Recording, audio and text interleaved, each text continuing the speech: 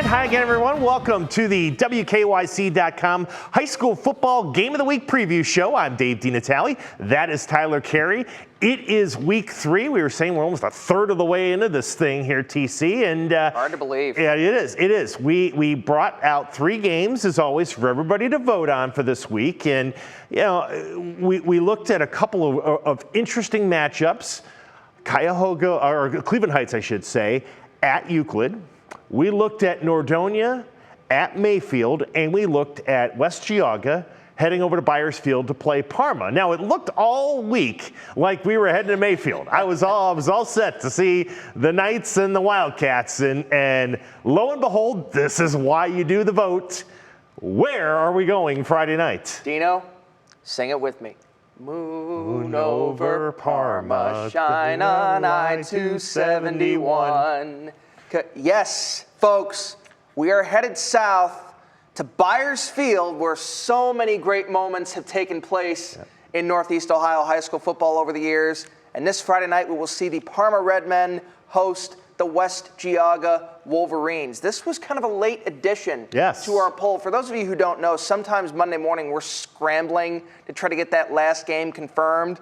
And we called Parma High School that morning to ask, hey, would you like to be in our poll? They said yes, and as you mentioned, Nordonia Mayfield had that lead for the longest time, and then a late surge last night on into this morning propelled this game, 2 teams we've never covered before, into the top spot.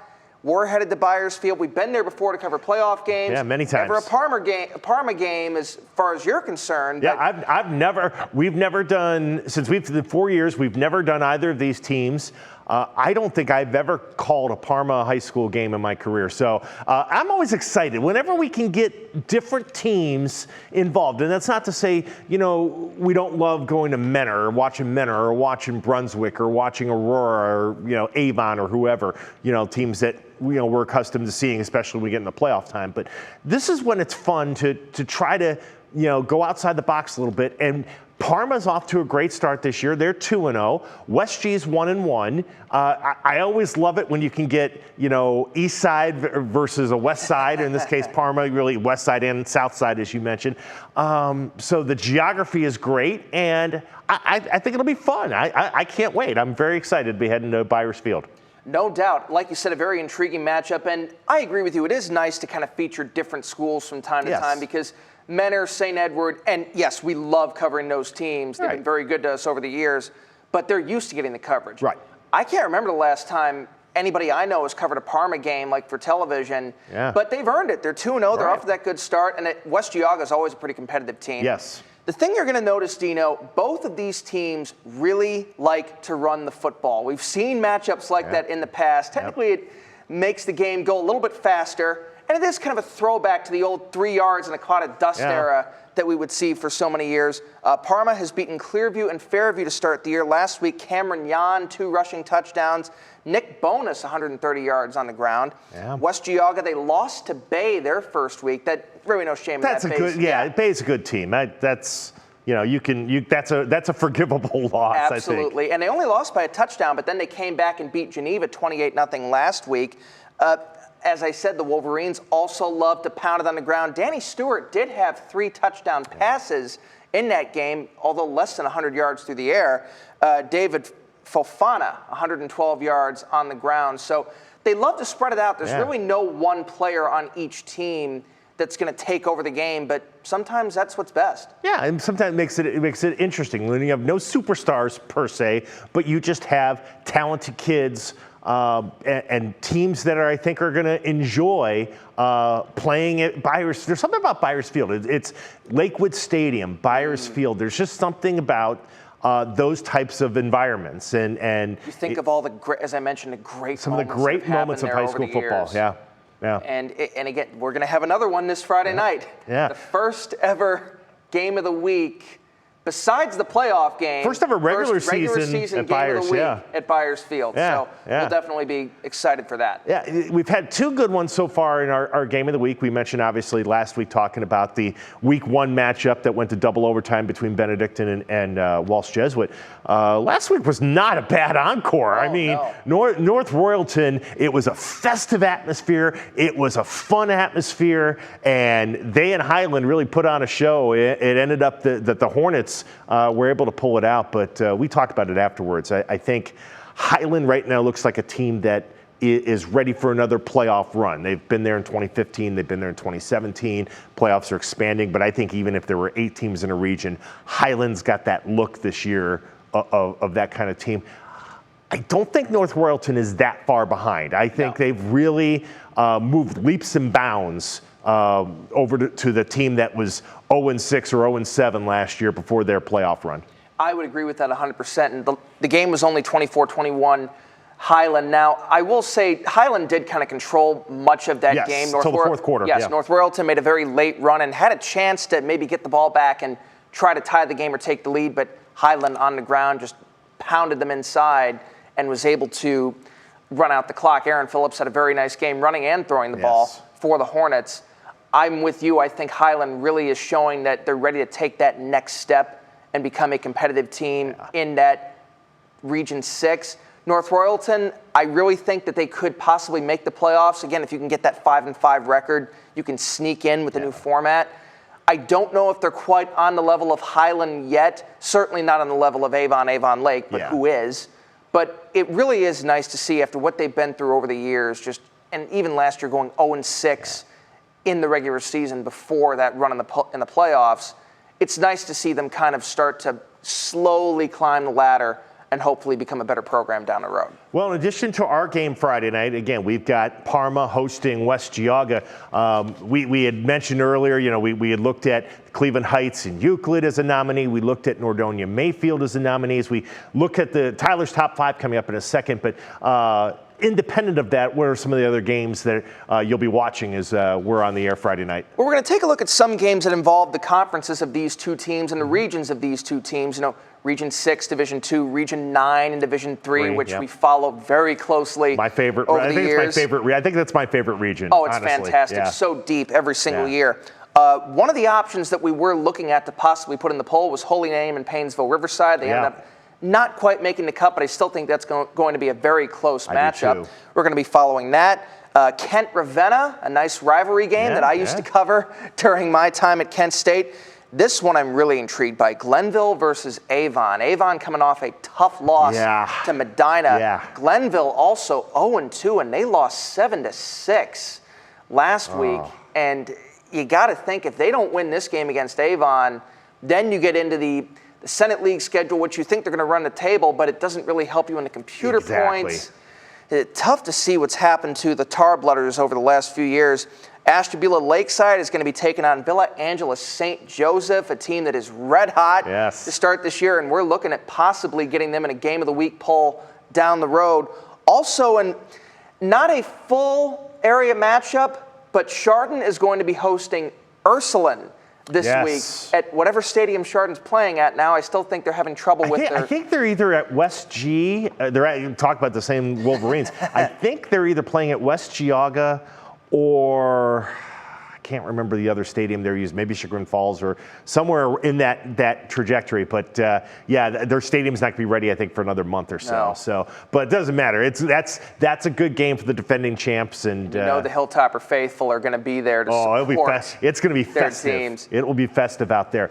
All right, Tyler's top 5. Every week, Tyler Carey puts together the top 5 teams to watch in Northeast Ohio. The top 5 teams that are above the rest, so to speak. And I understand, as predicted last week, there was some movement because of some games involving teams either in the top 5 or on the periphery, and we've got some changes. Absolutely. There was a little bit of movement, not as much as there could have been because some of the teams did win, but one team did lose, and that was number 5, Hoban, losing to Bergen Catholic, that great team out of New Jersey, 42-7, Dino. Very much a humbling experience for the Knights. Yeah, that was tough to see that was the result. And, the Knights will be fine, but that's it's that taste of outside talent playing outside the state. Sometimes you don't know what you're going to come up with. So absolutely, and I'm with you. I think that they're going to come back strong with the in-state schedule, and they'll make a run in the playoffs again. But replacing them at number 5, Dino, a team we have been covering very closely, and we have just been in awe of the first 2 weeks. The Aurora Greenmen, coming off a dominating 31-14 win over St. Vincent St. Mary on the road in Akron.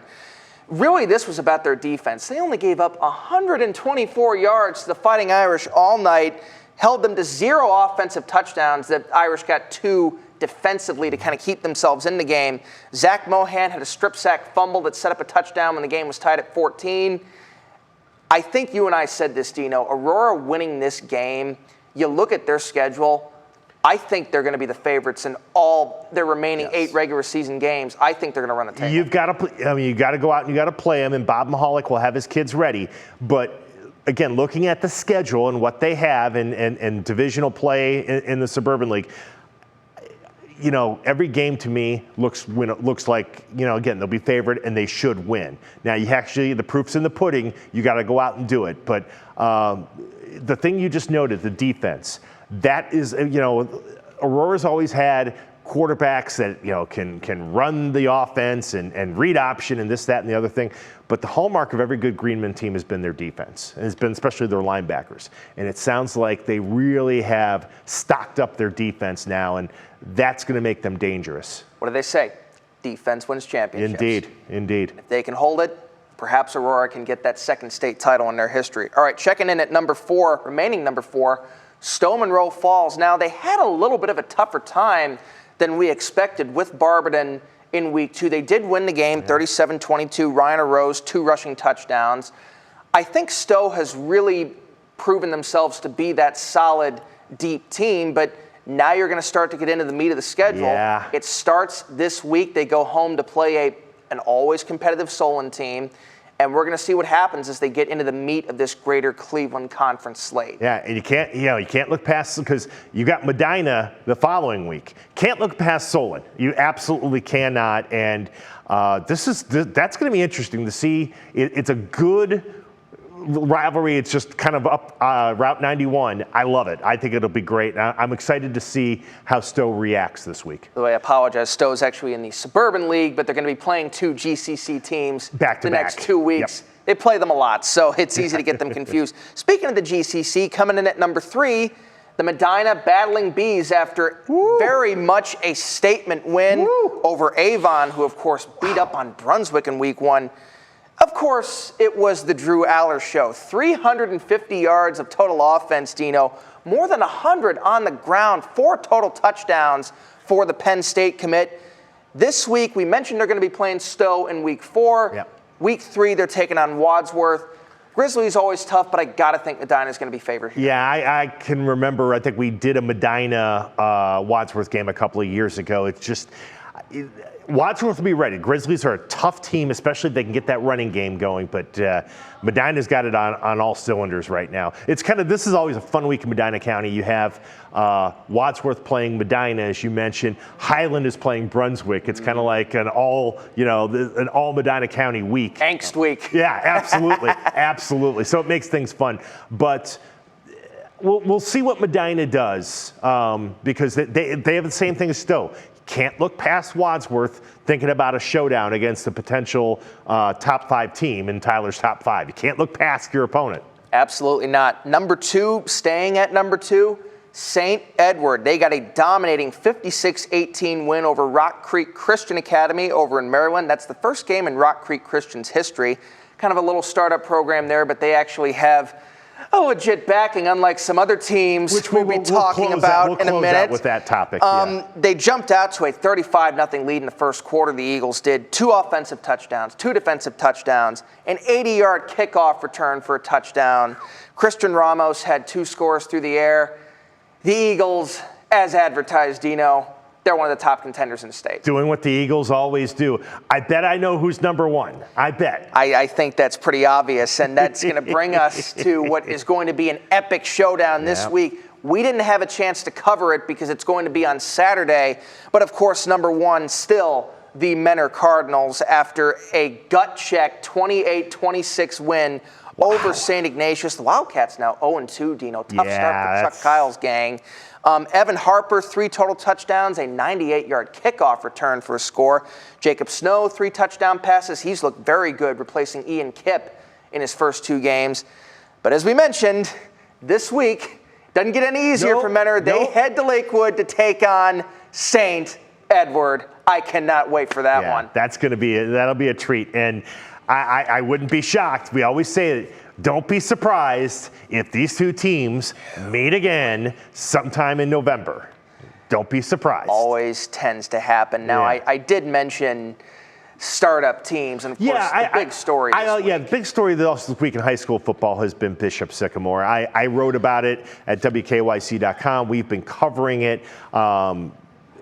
Just get your thought. Again, this is a team that is allegedly from Columbus. They got a chance to play on ESPN on Sunday against IMG Academy. They got blown out. It was obvious to everybody that was covering the game, that was at the game. Something just didn't seem right about this team and this program. We found out later they played in Western Pennsylvania on Friday night. Anybody knows anything about high school football knows that is a no-no. That never happens. This is a team that we have put. We've had Marissa Sines, Laura Queso, Lena Lai all covering this story, trying to find out where's the school? Where's it based out of? What do they do? There are 1,000 questions. I raised it in the column I wrote last night. There are just a lot of unknowns about this. What we do know, and I said when I wrote it, something stinks about all this. I don't know how this is going to all play out, but it seems like now already some teams are starting to back out of future dates against this team. Well, it should have been a red flag for us early on. If you remember, I mentioned Bishop Sycamore briefly in our first show. Because they were playing Hoban. Yes, they played Hoban, who was in our top 5, and I had looked them up to try to get some information and couldn't really find much. I thought, okay, there's some sort of online school. For those unfamiliar with the process, sometimes these independent, really powerful schools like Hoban, St. Edward, St. Ignatius, Massillon, they will fill out their schedule with some smaller or startup teams because they got to take whoever they can get. Right. They're not in a conference. You got to take who's out there and team from Canada or whatever. Right. I mean, sometimes there are positives about being in a conference or being independent. There are negatives about being independent, and that's one of the negatives. Sometimes you have to go out of the box to fill out a 10-game schedule. This team is not sanctioned by the Ohio Department of Education. No. They're not sanctioned by the Ohio High School Athletic Association. Like you said, there's not even an actual building. There's not a building. There really wasn't trying to find rosters of this team was problematic. I have 1,000 questions. I would love to talk to the director of the school to find out what's going on, but I'm concerned. I don't want this to become a precedent in the future. No, absolutely not. And we already had an issue like this a couple of years ago with the Clough Academy, Yes. and they would play some of the bigger schools too, and that ended up getting shut down for some similar reasons. The idea of them playing, you mentioned them playing 3 games in 2 days. Yes. In my mind, 2 games in 3 days, yeah. 2 games in 3 days, my apologies. In my mind, the administrator should be arrested for that. Absolutely. That is, we talk about football safety these days. That even 50 years ago is unsafe, especially for kids, and some of them might not even be kids, but still, it is not good for your physical well-being. For that to be allowed is just unconscionable to me. And you mentioned the scheduling. Look, we're filming this around 2 o'clock on Wednesday, so things could change by the time you watch this. A lot of teams have so far backed out of playing Bishop Sycamore for obvious reasons. St. Edward, as of now, is still scheduled to play them in week 4. I have a feeling that's going to change. I have a lot of respect for Tom Lombardo and what he's done for the community in that program. If they don't back out of that game, I'm going to be deeply disappointed because there is no reason to play this team now, knowing what they are, or not knowing what they are. That's the issue. We don't know what they are. I wouldn't want to have my kids up against this unknown. I don't know if they're 19 and 20-year-olds. I mean, it's like a junior college team. I don't know that. Well, I don't know if you saw the video of the quarterback when they played St. Ignatius last year. This big dude, I think Chuck Kyle was quoted in one interview he gave last year saying that quarterback is a man, which kind of gave a wink and a nod there. Yeah. So it tells you some of these coaches had to have known at least something was up, and now that we know the full details, or at least what we can gather with the full details, as you said, something stinks. Yeah, it's not right. It's not good. We'll be following the story, and Governor DeWine wants an investigation on it. So we will get answers, and as we get them, we will certainly pass them on to you. Here's what we do know. Friday night, we are at Byers Field, our first regular season game. News. Yes, back to happy news. Our first regular season game at Byers Field. We'll get our first look at Parma as they will play host to West Geauga. We will join you for the play-by-play at 6:50. It's an audio play-by-play game at WKYC.com, our WKYC app, also on our YouTube, and we will also have video highlights courtesy of the great Brian Crane after the game as well. So it's a multimedia production. We hope you join us for that. For Tyler Carey, I'm Dave DeNatale. Thank you so much for watching our WKYC.com High School Football Game of the Week preview show.